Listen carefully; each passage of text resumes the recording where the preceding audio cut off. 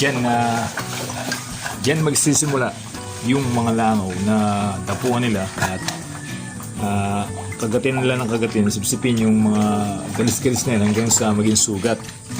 So ang mangyayari dyan, magiging matamlay yung ating alaga dahil dyan sa mga galis-galis niyan. Kaya importante mga brothers, hindi lamang natin nasasabon ng ganito, mabigyan din natin sila ng injection. Yung ivermectin, maganda po yun mga brothers. Pwede natin siyang gamitin.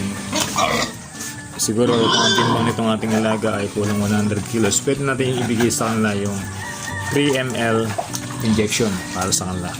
So i-follow up na lang natin siya after 10 days para tuluyan ng gumaling yung ating mga alagang baboy dun sa galis-galis yan. Yan po kasi nakukuha natin yan diyan sa mga, halimbawa yung kulungan natin, hindi natin gano'ng nalilinis. Lalo na kung umaga lang natin nilinis. Importante talaga, umaga, hapon, nalilinis natin yung ating kulungan.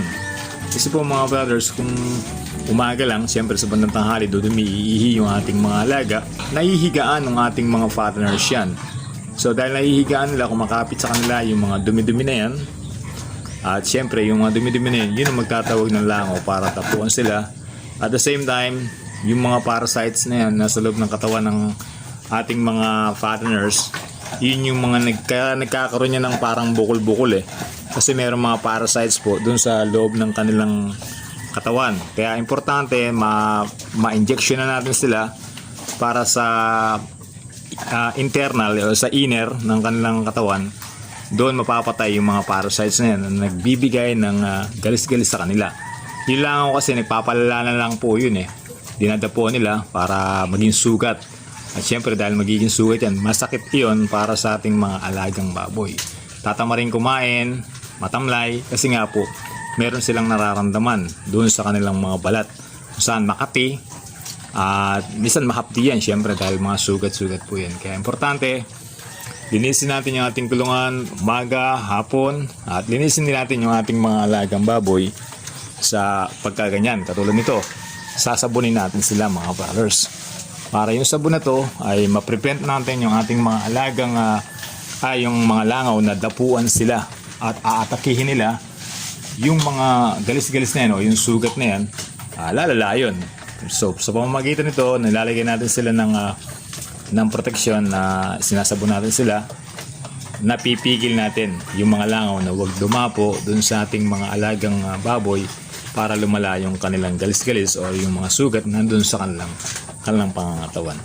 So mahalaga rin mga brothers na pagdating ng hapon, lalo na 5:30 or 6:30, samahan natin ng medyo magpausok tayo sa mga gilid-gilid ng ating mga kulungan para maitaboy natin yung mga lamok. So nakakadagdag din kasi yung mga kagat-kagat ng lamok na yan sa stress ng ating mga alagang fatteners. At syempre dun sa kanilang yung pa namang mga lamok na yan, syempre matatapatan nila, kakagatin nila yung mga sugat-sugat, yung mga galis-galis ng ating mga alaga. So nakakadagdag ng paglala ng mga galis-galis na yan, lalo na yung mga langaw, lalo na yung isang klaseng langaw. Ang dami may klaseng langaw na malaki po, yung talagang grabe kung kumagat yan, talagang magsusugat yung balat ng ating mga alaga. So ganun lang mga brothers, i-prevent natin. Kailangan ma-injection na natin sila.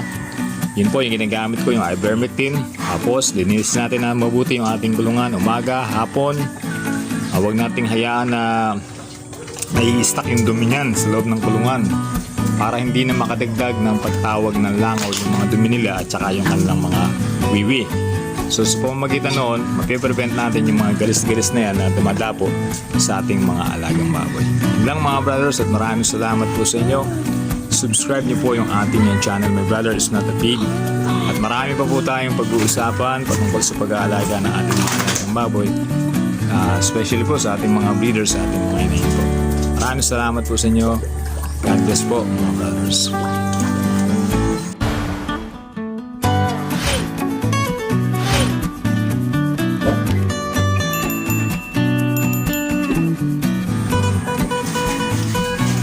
Siyempre gustong gusto rin naman nila yan dahil madulas sa kanilang katawan. Huwag natin lalagyan yung mata. Siyempre mahihilam yan mga brothers. Yung mga dagdagan natin yung sabon pagka may sugat dito kahit wala naman to. Dagdagan natin talaga para dadapuan kasi yun para hindi na siya